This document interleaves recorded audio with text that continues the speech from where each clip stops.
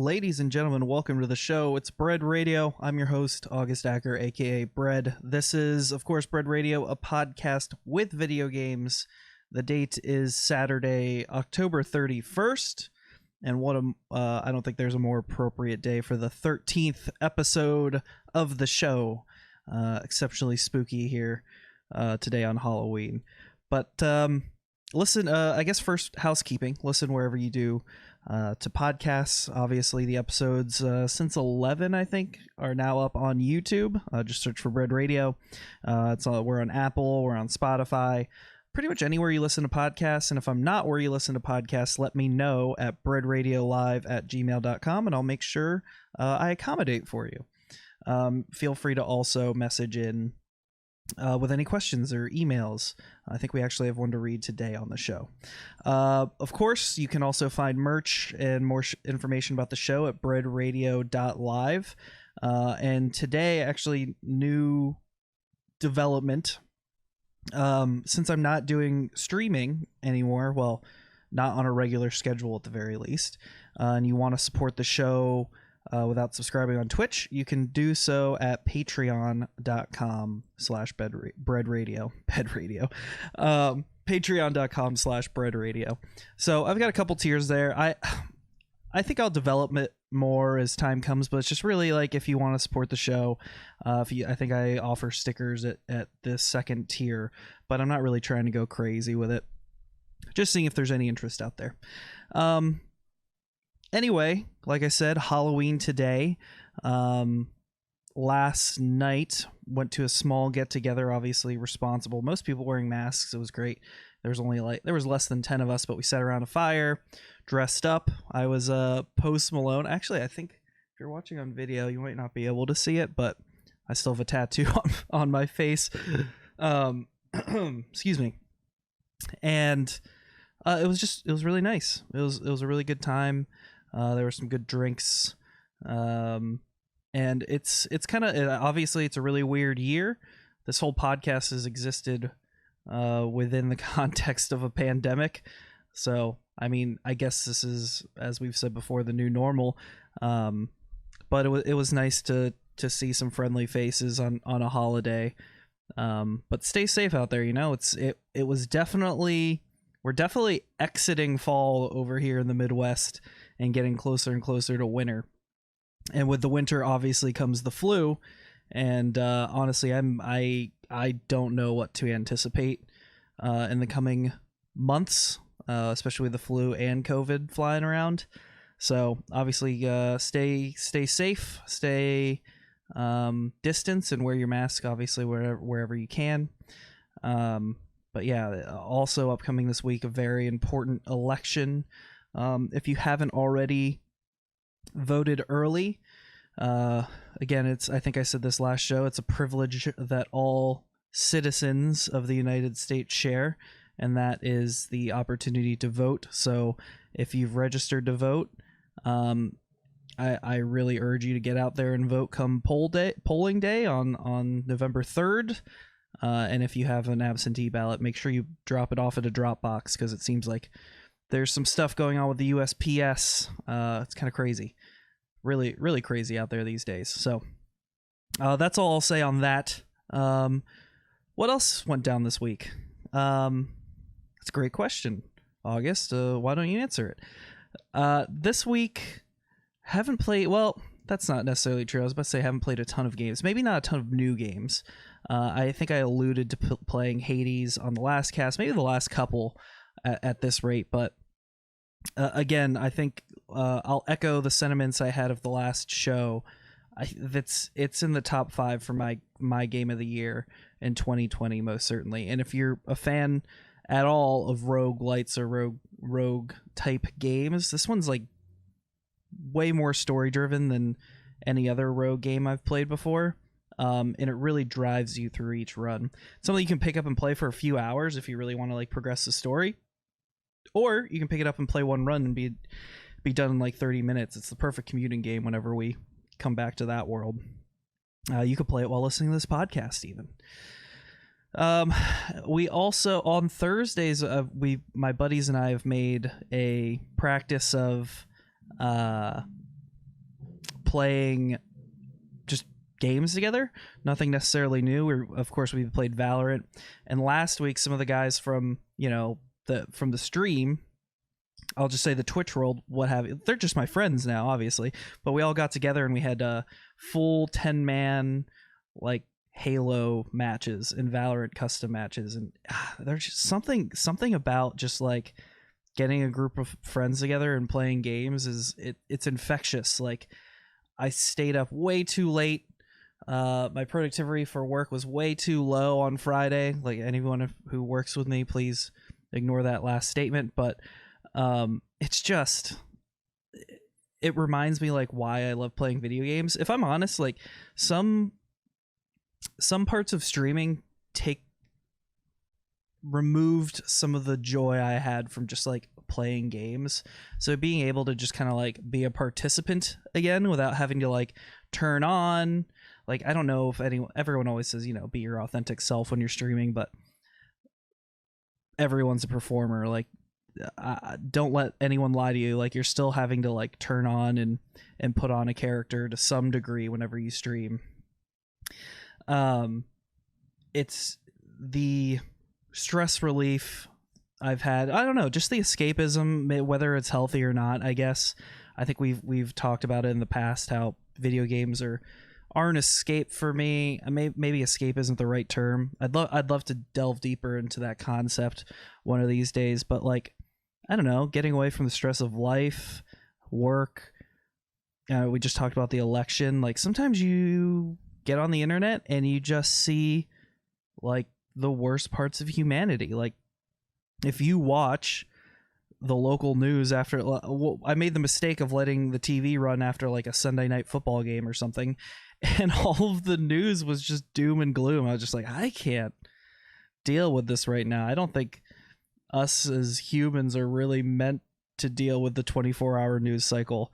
We kind of have to, we've got to find our own ways to cope. So I don't know, not to turn that into a whole negative sentiment. I've just been having a really great time. I think we're going to do it again this week.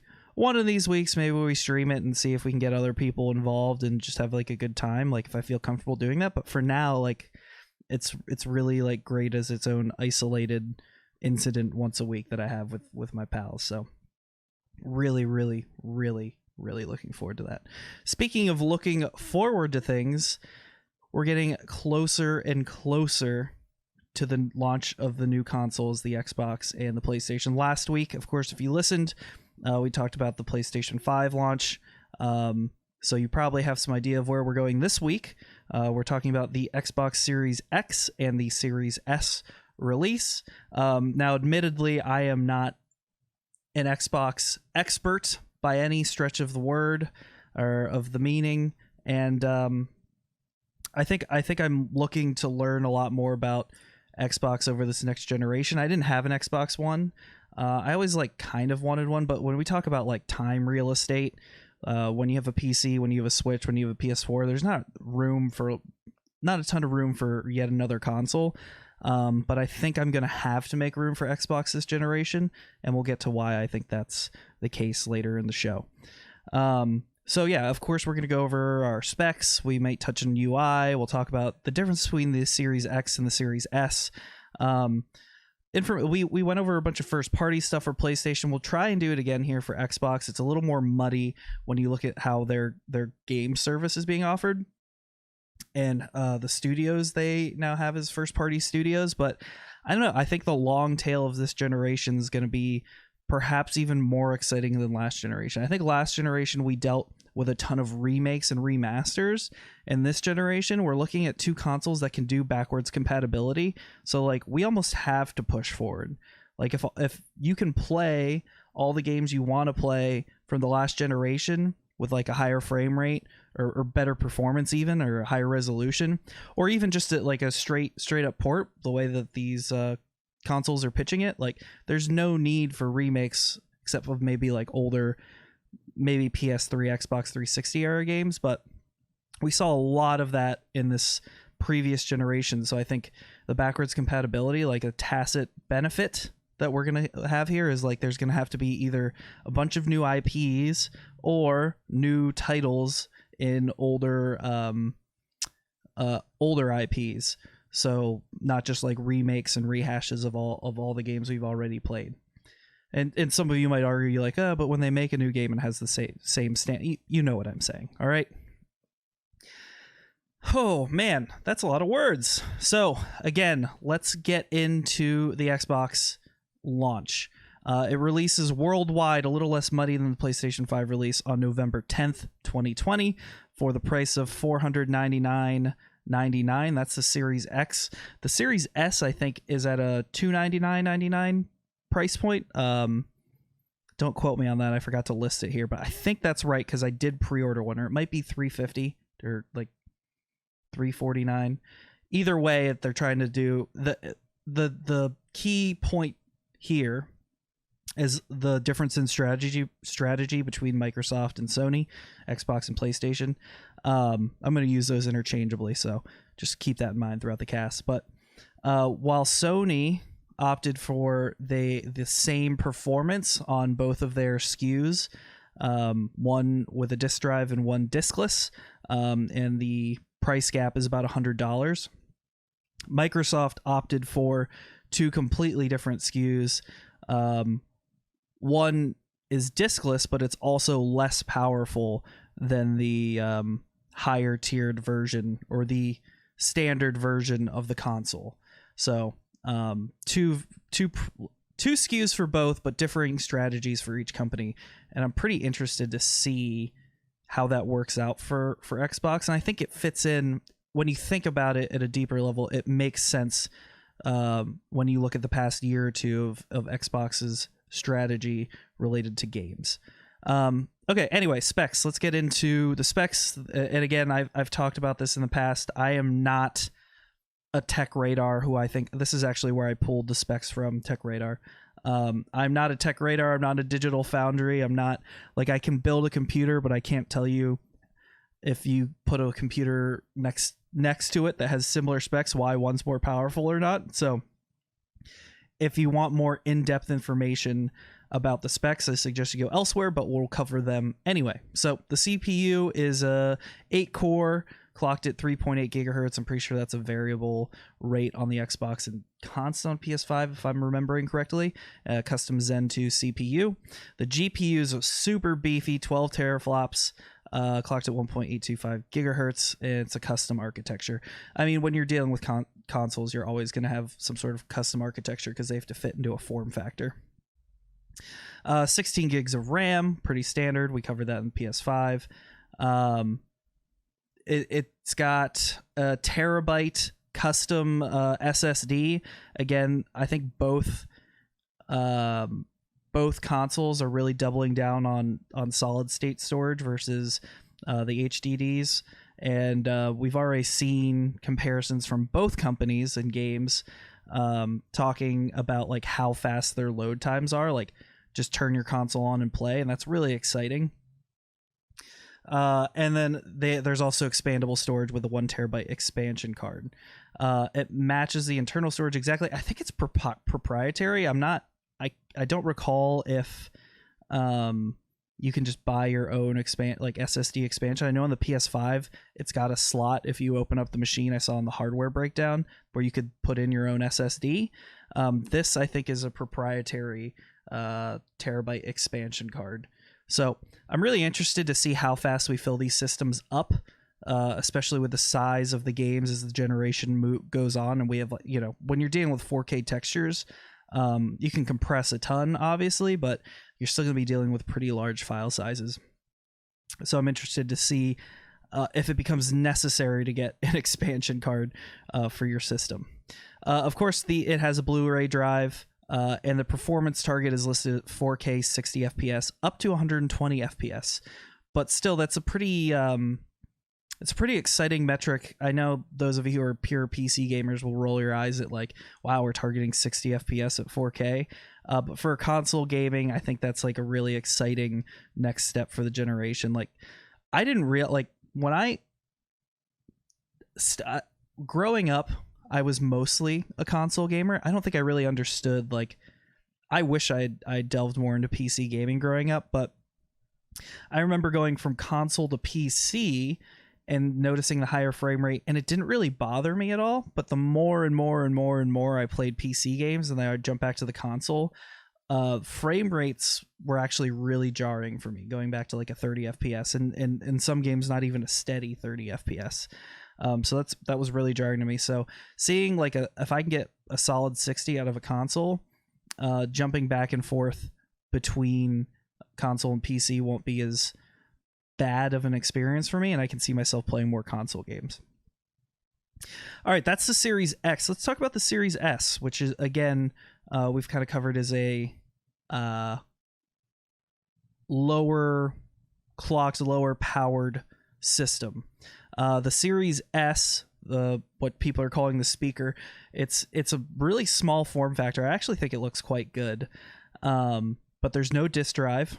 There's 512 gigs of SSD storage. I don't know if there's an expansion there. I would imagine there's an expansion slot there. The CPU, again, reminder that it was 8-core 3.8 gigahertz on the Series X, is 8-core 3.6 gigahertz on the Series S. And the biggest jump here is the GPU. We go from 12 teraflops on the GPU on the Series X to 4 teraflops on the Series S. And we're also looking at a downgrade on the RAM, or 10 gigs of DDR6. And the goal here is to for the Series S, they're saying up to 120 FPS. So they didn't say, at least TechRadar as a source didn't say anything like goal 60 FPS all the time. So we'll see if they can hit that 60 FPS on the games that they're putting out, especially later in the generation, where the resolution of 1440p rather than 4K, but it does have upscaling. And again, that comes in at a cheaper price, and I think that's $299 or $349. Let me just look it up really quick for you guys. That's what we do here. Yep, $300. So if I'm honest, I had a Series S pre-ordered, because I think, like I said, there's not a lot of space for me to have like all of these consoles space, both in real life, because the consoles are massive, especially the PS5, massive, and I have to say quite ugly, but also space as far as like time to play games. So if I get an Xbox, I probably see myself playing the Xbox the least, if I had to guess. But we'll talk more about games here in a second, because Xbox seems to be trying to step up their first party offerings and exclusive offerings this generation. So that could totally flip on its head, but if I'm gonna enter the console market with Microsoft, it'll probably be a Series S.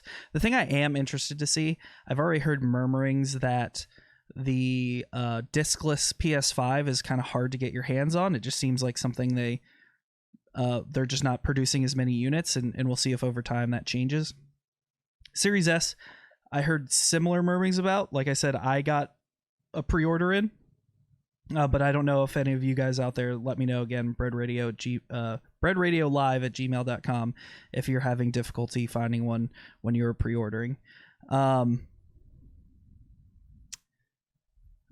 Anyway, let's get into first party titles. This is where it gets a little bit muddy. It seems like with Xbox, with PlayStation, there's that launch window we talked about, right? It seems with Xbox, some games have been pushed, and there's a ton of games that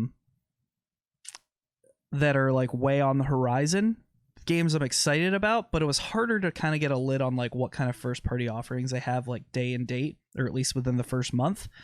So let's at least talk about their upcoming titles for Xbox. So I don't want to misrepresent here. Not all of these games are going to be available day and date, or even within the launch window. So at some point we'll go over what's going to happen with the PS5 on possibly a later cast. But for now, let's cover what's on the Series X. Halo Infinite. Now, like I said, I'm high on Halo right now, just because I've been having a good time with my pals. But the last couple of games by 343, as you guys know, who's taken over from Bungie years back, well, after Halo 3 and ODST, I think, or was Reach Bungie's last game. I think 4 was 343's first one, if I'm remembering correctly. And I'll come back with a correction next week if I'm wrong, but I think I'm right there. Halo Infinite was scheduled to be a launch title, or at least near launch title, for the Series X. There were a couple previews for it in which a lot of people came out of that feeling a little lukewarm, especially on the graphics. And I have to say, like, I kind of disagree with those people.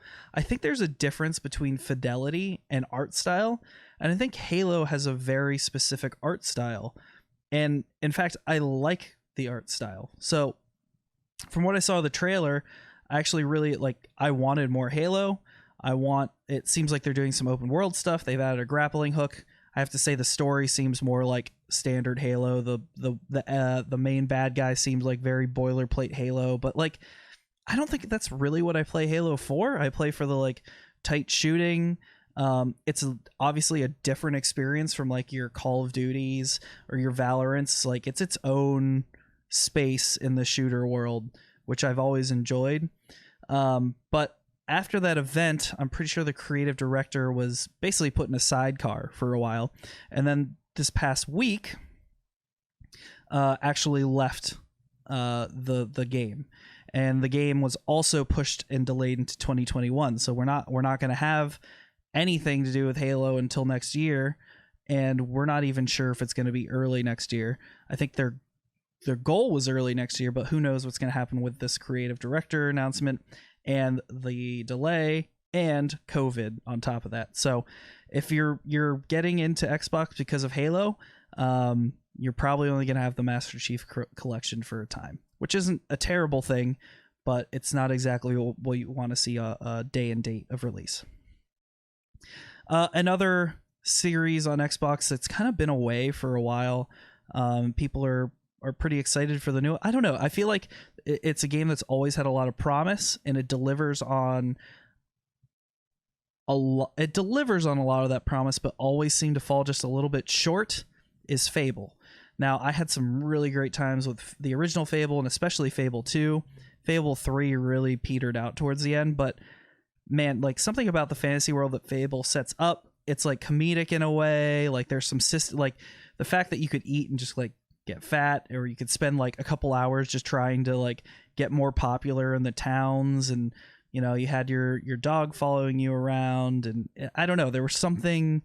It was, I mean, Fable, it is what it is, right? It's very storybook, and there was something whimsical about it that I always enjoyed. I'm not sure the team that's working on it now, and it hasn't been giving a release date, but it will be coming to the Series X and also PC. So the other caveat here, some of the games I'm going to be talking about, well, pretty much all the games I'm going to be talking about, are console exclusive to Xbox and also on PC. So the other consideration I have to take when I'm looking at like purchasing a console potentially is like, where am I going to play those games? Microsoft has doubled down on their games as a service, their Game Pass, and are seemingly like okay with people experiencing their games on PC and not necessarily moving hardware in the form of Xboxes. I think for a while, you know, we'll get into it now. Why not? I'm going a little out of order here, but I think it's top of mind right now while I talk about this. I think when Game Pass initially came out, I was pretty like underwhelmed. I think a lot of people were underwhelmed, but we weren't really sure what's the strategy here, and is it sustainable? But it really looks like they're getting closer and closer. And I know it's vogue to say the Netflix of, and you look like, but I think with Game Pass, Microsoft is getting closer and closer to delivering on a service that is more akin to the Netflix of gaming. I know that there are companies out there like GameFly, like when disc trading was a very popular thing. That was like the Netflix model, and now obviously streaming is. So buying into a service, I think their ultimate for PC, I think it's $10 if you monthly if you want the service on just console or just PC, or $15 if you want to use it on both. And I'm pretty sure there's cross save too. And I think that's awesome. Like, it's really a game changer, and I think it's a very pro consumer move. And you can see with how Sony reacted and PlayStation 5's reacted with the PlayStation Plus collection, like it's forcing Sony's hand to respond and also make a pro consumer move. So again, like I know it's like a overly capitalist thing to say, but capitalism breeding competition in general ends up being a good thing for the industry, or a good thing for the consumer. I'll say at the very least. I can't say much about the developers, and the conditions of working for the team, because I know that that's a hot and heavy topic in the world of gaming today. But I think Game Pass has the potential. I wasn't really in the Xbox ecosystem at all last generation, and now I look at Game Pass and I look at their acquisition of Bethesda, which we'll also get to, and ZeniMax, and I'm like, man, the idea. Haley and I live at separate places right now, but if I had a Series S and it was over at her house, like plugged in the TV, and I started playing a game here on my PC, and I wanted to pick it up over at her place, I could do that. Like, the fact of the matter is that's a really exciting like notion to me, and I can do it for $15 a month, and I have access to a whole library of games and Microsoft or Xbox exclusives, if you will. It's hard for me to see the negative in that, and I'm sure there's someone out there with a more pessimistic take than I have, and again, really welcome those opinions, because here I am talking to myself in my own echo chamber. Well, what to me as a consumer, when I look at that, I'm like, wow, that's actually a pretty sweet deal. So anyway, long story short, Fable is coming to Xbox Series X and PC. Next, we have another game that seemed to always like teeter on the edge of greatness, or at least, I don't know, there are a lot of games out there that teeter on the edge of greatness from just the idea and the concept, but they, in one way or another, fail to deliver, whether it's performance or just, straight up gameplay. And that's State of Decay.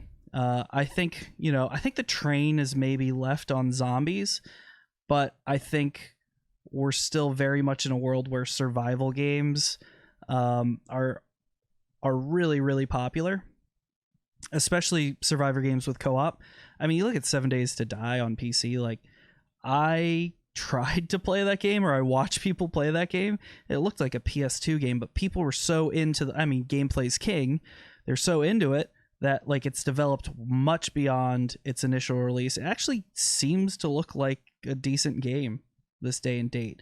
So like State of Decay trying to do an open world zombie co-op apocalyptic, world, the concept itself isn't earth-shattering, but if they can deliver on the gameplay and the moment-to-moment action, I think Xbox is looking at another like potentially great title. I think the sales for the game have always been like okay, but it's always been one of those like 6, 7, 8 scores, never the 9 or the 10. It's weird. It's like whenever I look at a game, it's always like you have your 9s and your 10s, and sometimes your high 8s, I guess, but then your 7s and your 8s. And State of Decay always seemed like a 7 or an 8. And then obviously you have your average games. I won't go into ratings too much either, because I think there's a lot of pushback on. I don't know. I think beauty's in the eye of the beholder, right? So I think putting a number to a score like is a really quick way to judge a book by its cover, but we're dealing with games in a much more complex nature these days. So maybe I just doubled back on myself a bit by saying it's a 7 or 8, but I think my point is that State of Decay 3 has the opportunity to take the next step. I think we talked about it last show, that like there's some games that get through to the second one on concept alone, and then that third game is really like, can we deliver on the promise of the first 2 games and make this into a lasting franchise, or is this just going to be the end of the franchise? And I feel like that's the fulcrum point we're at with State of Decay right now. Exclusive racing game to Xbox and Microsoft, Forza. Forza is like the MLB The Show of racing games. So, PlayStation has MLB The Show, like a random baseball exclusivity deal, and they seem to deliver on that every year. And just like Xbox delivers on Forza every year, Forza Motorsport and like Forza Horizon, it's one of those games I'd probably try on my PC, especially with my steering wheel. But as I've said before, notoriously bad at it. Sorry, I drank a bunch of coffee right before this, and it's hit me in some type of way. Another game that was announced, and again, a lot of these don't have release dates, and that's why I'm like not super high on the initial launch of the Xbox, and why it was like there are a couple factors, right? One, I can play a ton of their games on PC, as we've covered. Two, a lot of their titles either don't have a release date or have been delayed indefinitely. Like we don't have a solid release date. So while all these ideas are great, if I can't play them on the console, there's no reason for me to own like a backwards compatible machine. I want stuff that I can play now, obviously, as a consumer. I ain't rolling in bucks yet. So, but Everwild, new property by Rare, it's coming out, and I remember watching. I don't know. It's one of those games that seems like it could be all form and no function, but it is Rare, so we have to give it a chance. And the art style is fairly cartoony and whimsical. I know I've said whimsical a few times, but I'm all for whimsical video games. And again, that will be coming to the Series X and PC. We've got Avowed, which is set in the Pillars of Eternity universe, and it's from Obsidian, which I think was acquired by. We'll go through the list of their first-party studios, but I think they acquired Obsidian. And it's coming to the Series X and PC. So Pillars of Eternity, obviously pretty damn popular. Obsidian, most recently coming out with. What was that? They had that one game. Well, I was going to say Outer Worlds from an RPG perspective, but they just came out with that survival game where they're out in the the backyard with all the ants, and you can play co-op. But I think that's an Obsidian game as well. So they have a pretty great RPG pedigree. Obviously, Pillars of Eternity, Fallout New Vegas. To a lesser extent, the Outer Worlds. I think that was their first crack at like doing something like completely on their own. But Avowed looks to sort of lift Pillars of Eternity to the levels of Elder Scrolls, at least seemingly from the trailer. So the trailer again was pretty cinematic. We need to see gameplay, and we don't have a release date for it, but we do know it's coming on the Series X. We've got Stalker 2, which is coming to PC, and it's making the console debut on the Series X. I'm pretty sure that means it's also going to be coming to PS4. I don't see why it wouldn't. And then we also have like Psychonauts, which is owned by Microsoft and is actually still coming to the PS4, PC, Mac, and Linux. I think an interesting thing to keep an eye on is in regards to exclusivity. We talked about obviously all the games coming out on PC, but it seems like Microsoft, again, dollars and cents, that's what drives the world, whether you like it or not. And I mean, they obviously acquired Minecraft, and Minecraft's still on PS4. They're not going to like shut off cash cows on other markets, but it'll be interesting to see now if they're going to allow some of their now first-party developers to develop for other hardware as well. And I think the biggest question mark, of course, is with Bethesda. Now that they own Bethesda as a first-party studio, what happens to Elder Scrolls Online on PS4? That feels like another one of those cash cows where the player base is big enough on PlayStation ecosystem that it makes business sense for Microsoft to continue the Elder Scrolls Online, just like they did with Minecraft on Sony. But what does that mean for our next Fallout? What does that mean for the next Elder Scrolls single player game? I'm really not sure. Like, that's a way to drive people to the Xbox. Like, you have people that don't have PCs like myself, and if they were told that they can't play the next Elder Scrolls game on PlayStation, I don't know. Like, do they lose that goodwill if they basically force people to buy their console? I don't know. You look at what Sony's done with Uncharted. The difference here is Sony had a bunch of original IP that became exclusive. So I imagine any new unannounced IP coming out of the studios that they've acquired are going to be Xbox and PC exclusive, or Xbox Store exclusive, whatever you want to call it. But what happens to those existing franchises that have tendrils in all sorts of different spaces? So I don't know. Microsoft isn't dumb. They're shrewd. They don't always spend smartly, but they're not going to turn down dollar bill signs. So I'm really, really interested to see what happens this generation. And obviously we'll cover it here on Bread Radio over the coming months, the conversations we have about existing IPs coming to other platforms. So we'll cover a couple more games on here. I think we got most of the big hitters out of the way. The Medium, a psychological like thriller coming from some folks who worked on Silent Hill. It's supposed to be coming end of this year, I think. So I guess we could call it launch window. It's around a month after, or it's slated to come out about a month after the initial launch, and it's going to be a timed exclusive. We also have Senua's Saga Hellblade 2.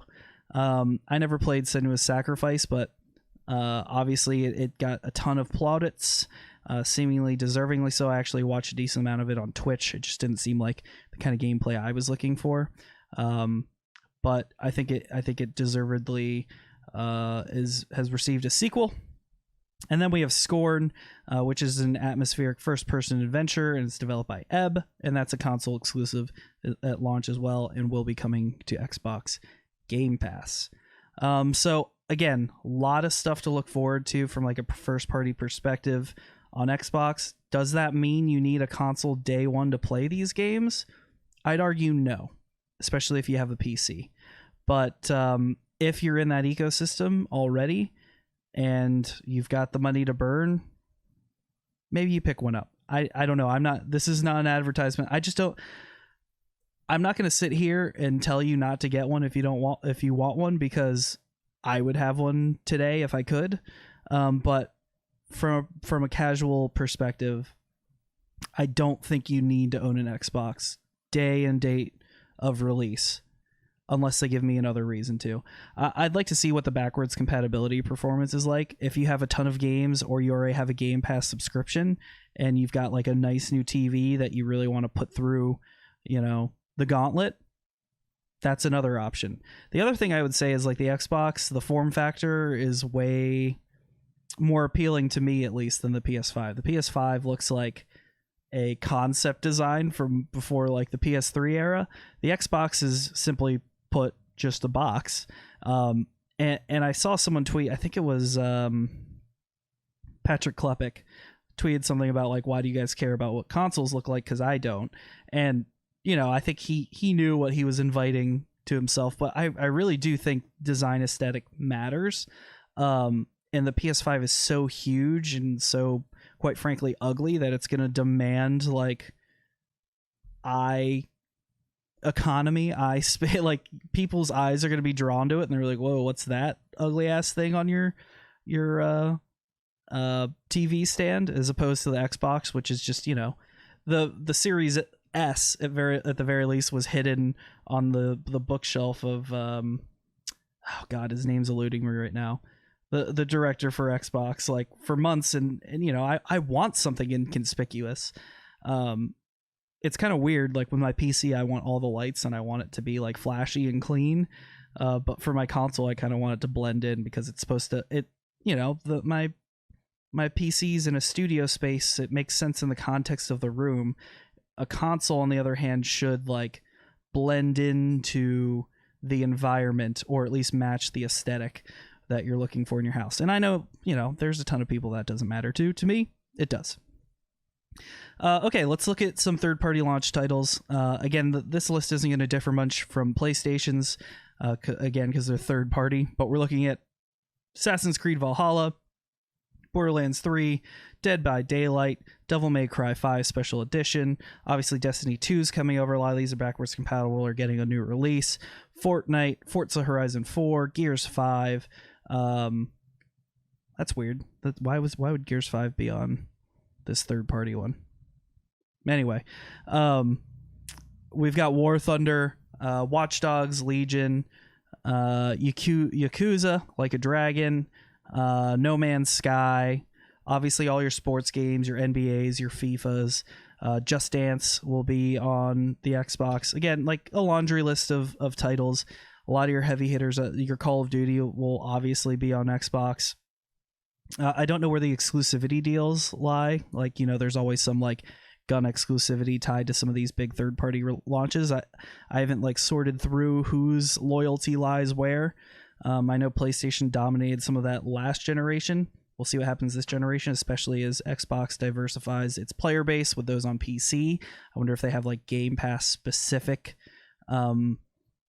loot and skins and all that stuff that jazzes people up in the world of gaming these days to Game Pass. We'll see if that happens, and I suspect it will happen. But yeah, a pretty standard slew of third-party launch games. And again, if you want a console to push your new 4K TV to the limits, going back to the specs, the Xbox Series X at its core, when you straight up compare the specs, is a more powerful system than the PS5. So if you're really looking to push that, the Series X also seems to be the place to do it.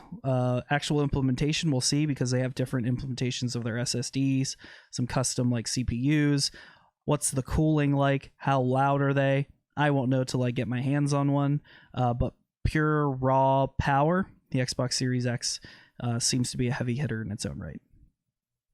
Really quickly, I know we've talked about Game Pass kind of ad nauseum right now, but let's look just on a high level, like at Game Pass. Like I said, $15 a month for console and PC, $10 a month solely console or PC. So it's a no-brainer if you have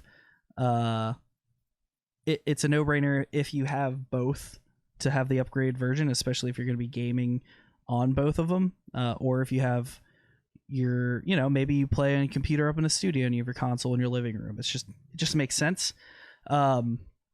But right now on console, they've got appears 262 results or 262 games on Game Pass. I don't know if all of those are going to be available on the Series X. I think so, considering the backwards compatibility promises. And on PC, slightly less with 221. And then there's just under 200 cloud-enabled games, so I assume that's games that you can at least transfer save files, and that's where the money's going to be made for sure, at least with me, the cloud-based games. So, I mean, we read off in 10 minutes the PS Plus collection offerings from Sony, and that's obviously a pretty good starting point for them. But the Game Pass right now, their strategy has been strong and true, and it feels like a really, really, really good deal for gamers out there today. And I have to give the slight edge for Xbox on that as well. If we're talking like strictly launch titles and first-party titles at that, Sony definitely gets the nod from me. I'm personally more invested in their first-party studios as well, having played the PS3 and the PS4 a ton. And to be fair, I played the 360 a fair bit in my day. But for now, as far as a games perspective, the edge for me goes to Sony. But the deal of Game Pass is going to be really hard for me to like pass up. And I just went through and pared down all of my monthly payments everywhere. So I don't know. Maybe I do have space for Game Pass now. It was great because when we played Halo last week, a couple guys did have Game Pass. I told them that we were going to play, and they're like, oh yeah, I'll just go download Master Chief Collection right now. And that's half the battle in trying to play with people, is like getting people to get, like, it's a much harder sell when it's like a $40 to $60 buy, and as some suspect, $70 purchase for new console games. I mean, I already spent $70 on the Marvel Spider-Man Miles Morales plus the remaster of Spider-Man. So we're gonna have to look for good deals wherever we can find them, and Game Pass looks like a great one in closing there. Again, we can go over actually really quickly, let's go over those first party studios for Xbox, because the list has grown. We've got 343 Industries, as we covered before, who are known for Halo, and they're currently working on Halo Infinite. Alpha Dog, who's worked on Monstrosity and Wraithbone, and my source here is IGN.com. Again, I try to source from as many different places as I can, and I'm not looking to what's the word I'm looking for? Copy anyone? That's not the word I'm looking for, but you know what I mean. We've got Arcane. Wow, Arcane. That's crazy. I didn't even think about that. Arcane owns Dishonored. Like, I forgot they were in that arm too. Dishonored and Prey, and they're actually creating exclusive right now for PS5, like in Deathloop. So I wonder if that deal. I know they said they were going to honor any exclusivity deals leading up to the acquisition, but man, Dishonored especially is like a huge get for me. I love those games. Bethesda Game Studios, obviously also huge. Fallout and Skyrim, and I think what's the one? It's the Starview. I think Starview. It's something to do with space that's like way out. I think it's just right now it's just a title and a trailer that exists, but who knows what happens to that game. There's the Coalition with Gears of War, Compulsion Games that came out with We Happy Few. I think that game is one of those that really sold high on its concept in its like first level, and obviously landed a bit flat to end up being like a 5 or a 6 on the 10 scale if you want to apply that. But it seems like they have the makings of a potentially okay studio. Double Fine with Psychonauts and Broken Age, and they're currently working on Psychonauts 2. The Initiative, which is a newer studio. We've got id Software now with Doom and Quake. Man, the gravity of this is kind of like hitting me in waves right now. Like, that acquisition is absolutely massive, man. Absolutely massive. So Doom and Quake, In Exile Entertainment with Wasteland. That's a relatively new title, I think. I think that's like a isometric style RPG with like branching. It almost had like Fallout vibes. I think that's the game I'm thinking of. I haven't played it personally, but someone recommended it to me. Machine Games with Wolfenstein. Obviously Mojang with Minecraft and Minecraft Dungeons, which also came out on the Switch. So again, it looks at their strategy like, are their first-party developers locked in the Xbox ecosystem? It doesn't look like it. So I'm really, really interested to see what happens next. Ninja Theory with Hellblade, and they're working on Senua's Saga. Obsidian, as I said, New Vegas, Outer Worlds, Grounded is what they just worked on. That's what it was. Avowed is upcoming, and they also worked on the South Park RPGs, which the first one, Stick of Truth, was fantastic. I haven't been able to get into the second one yet, but they did a really good job on that first South Park game, in my opinion. Playground Games working on Forza Horizon, and they're also working on the upcoming Fable project. We've got Rare with Battletoads, Banjo-Kazooie, Perfect Dark, Sea of Thieves, and they're still working on Sea of Thieves and Everwild. Roundhouse Studios, a new studio. We've got Tango Gameworks, who've worked on The Evil Within, and they're also the team responsible for Ghostwire Tokyo, which is in development for the PS5 as an exclusive. So, man, these are really huge gets. They've been really, really aggressive about the studios they're acquiring. It seems like Xbox is really focused on acquisitions, and Sony's been more interested in like development recently, though they did acquire Insomniac, which was huge. But Xbox has really been focused on the acquisitions because their lack of first-party exclusives, I think, is really what damaged them, aside from like the DRM and the disaster, I'll call it, of the launch. But yeah, this is wild. Undead Labs, which is State of Decay, and State of Decay 3 is coming up. We got World's Edge, who's worked on Age of Empires, Xbox Game Studios, who's just a publishing group, and then ZeniMax Online, like I alluded to earlier, which is the Elder Scrolls Online, which is a huge title. I don't see them saying no to subscriptions on the PS4 there. It's just free money for them if they keep that going. So that one makes sense. The appendix here has a few third-party studio exclusive, which they seem to only be working on a game that's coming out for Xbox, so I'll mention those as well. Coco Cucumber working on Echo Generation, Expletive working on XO1, Image Informed Games working on the Gunk, Interior Night working on As Dust Falls, Neon Giants working on the Ascent, Raw Fury, Call of the Sea, and Twisted Red working on Exo Mecha. Again, if you want to see that full list, it's on IGN. That's what I referenced, of course, but just saying it out loud, looking at this list, that's a really strong list of developers for this next generation. And in fact, it kind of like this purchasing war kind of worries me. Like it's almost forcing me to get both. I know I said I had already would be purchasing both, and I know that's what they want me to do. They want me to make that consideration, but competition breeds excellence, and it also breeds a light wallet for me. That's all I'll say on that. Again, we'll just lightly touch on the UI. I think the update's already rolled out for Xbox in preparation for the Series X release. So if you have an Xbox One, I think you already have an idea of what it'll look like on the Series X. Again, what I said last week is that performance is key here. And it seems like with the SSDs, we're going to see a huge jump in performance and loading times. And I'd really like to see that translate into our UIs. What the UI looks like doesn't matter to me so much as long as it's not like littered with ads like UIs of past. I feel like Microsoft's had a bigger problem with that than Sony has, and maybe that's just my bias trickling in, but I feel like their cards use, like, I would open up a homepage and was like their Windows phone almost, right, with advertisements on there. But my focus, again, is on performance. I don't care about an ad here or there as long as it performs as expected. It doesn't take forever for me to load out into the UI when I'm playing a game. It doesn't take forever for me to start a party.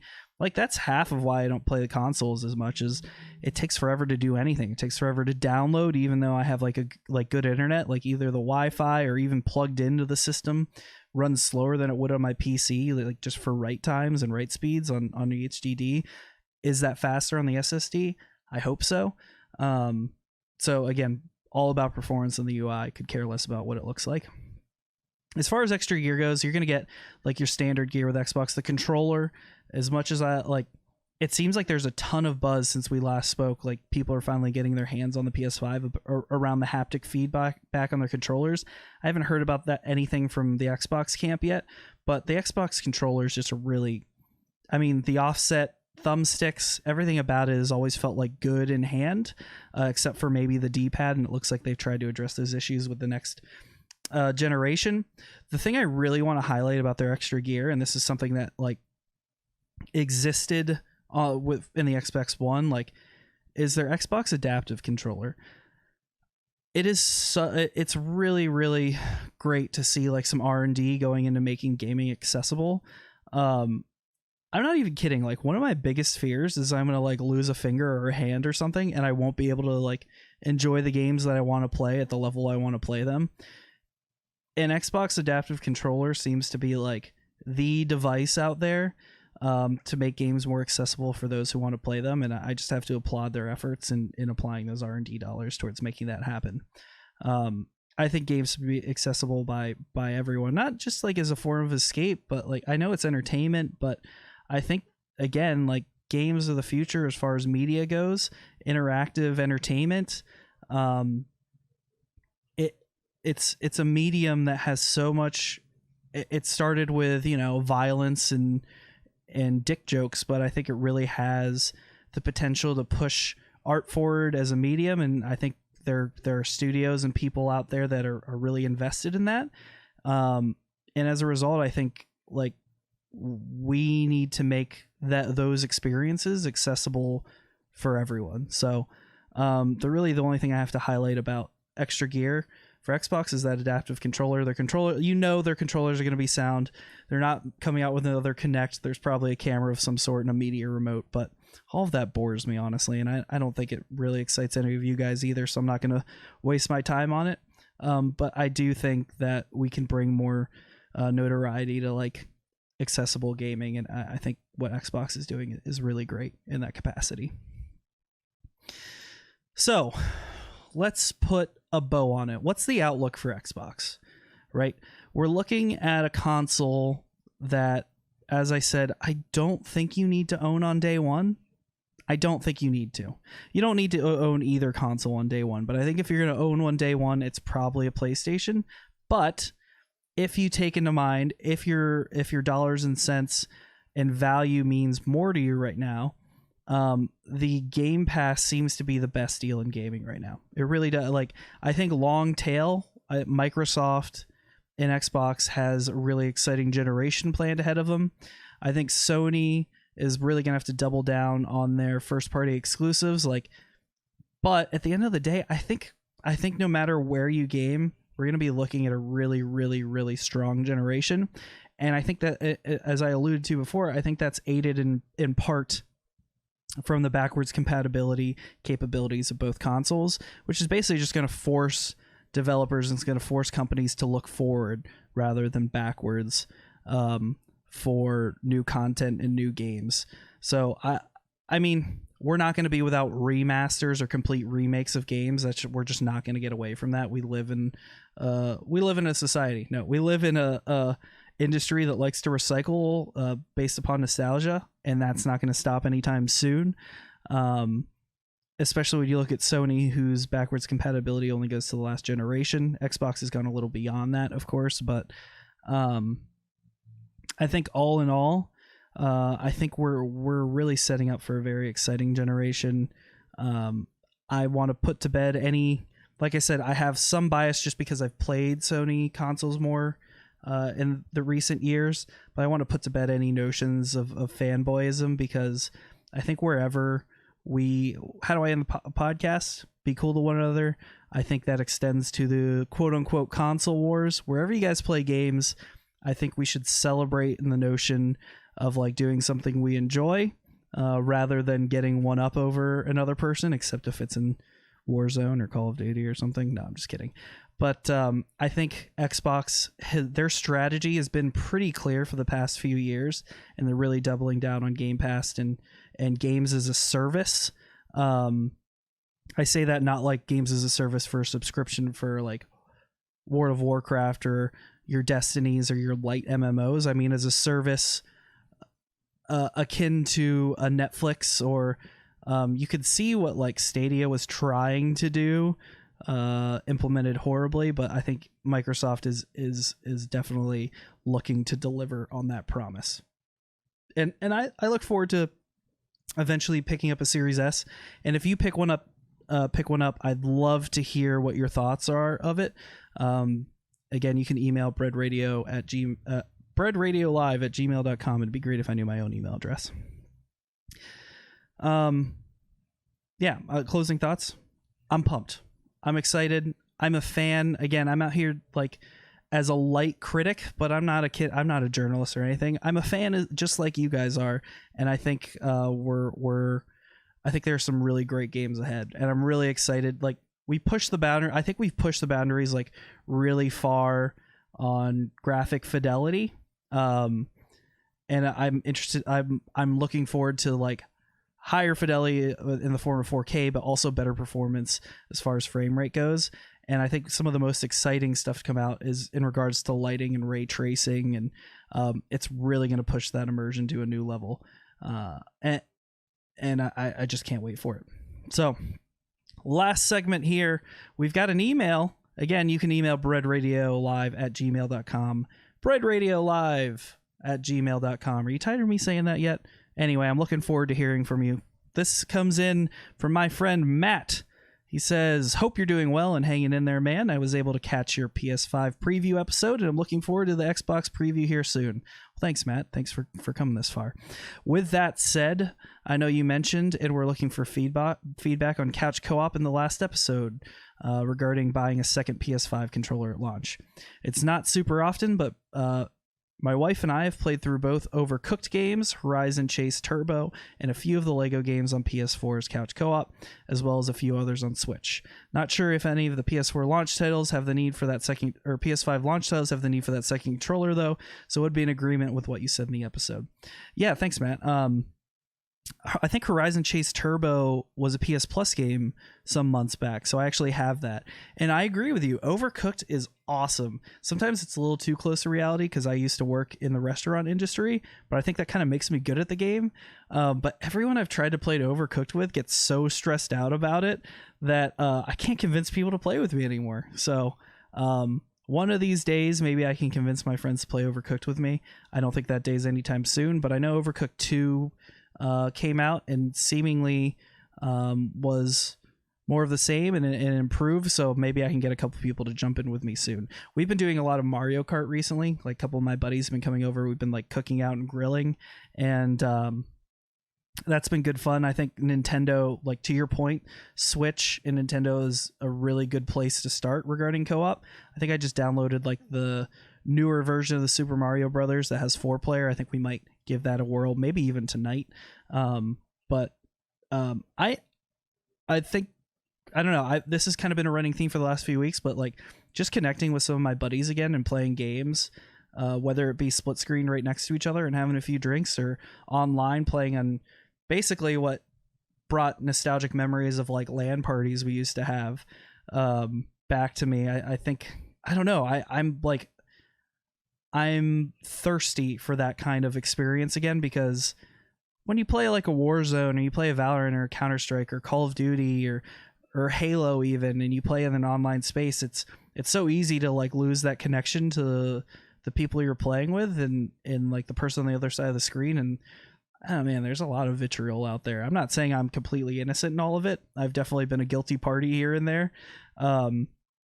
But sometimes I'll get finished with a game, I'm like, man, why did I even do that? So it's been really nice to get back into a place that's a positive environment. And even if we're competitive with each other, it's, you know, we're still friends at the end of it. So I've really enjoyed that.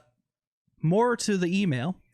As for the Xbox episode, I was wondering your thoughts on if, when Microsoft will announce or launch a discless version of the Series X. I skipped out on Xbox's current generation for multiple reasons and would like to get back into the ecosystem with a discless version. But some of the restraints of the Series X is keeping me from jumping at it, at least initially. Looking forward to hearing what you have to say. And again, thanks Matt for writing, and really do appreciate it. That's a really interesting thought, right? If I had to say what I thought Xbox was gonna like, it's basically, it goes without saying that there's gonna be another SKU released at some point, right? What is that SKU? We have to think about what purpose does that SKU serve, right? So you look at the last generation, the PS4 obviously had the PS4 Pro, and that served to, you know, the nice. Obviously, it served for some great memes, but also served for higher performance, some 4K gaming. It also doubled as a heater for your room.